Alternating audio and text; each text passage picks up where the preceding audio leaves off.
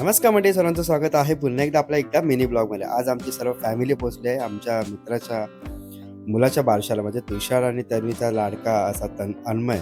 आणि अन्मयच्या बारशाला आमची फॅमिली पोहोचलेली आहे. मस्तपैकी नामकरण सोहळा सुद्धा झालेला आहे. बिर्याणी वगैरे खाल्ली मस्तपैकी. आणि आज आमच्या छोटू भाईला घेऊन आम्ही निघालो मार्केटला, कारण की आपल्या गाडीचे काही पार्ट्स आणायचे होते. पार्ट्स वगैरे कलेक्ट केले. त्याच्यामध्ये आमच्या छोटू भाईला जरा काहीतरी गार्ड वगैरे आवडला. मग गार्डसुद्धा घेतलं या भाईकडे. हा ओळखीचा झालेला आहे आपला. खूप सारं सामान आपण याच्याकडून घेतलेलं आहे.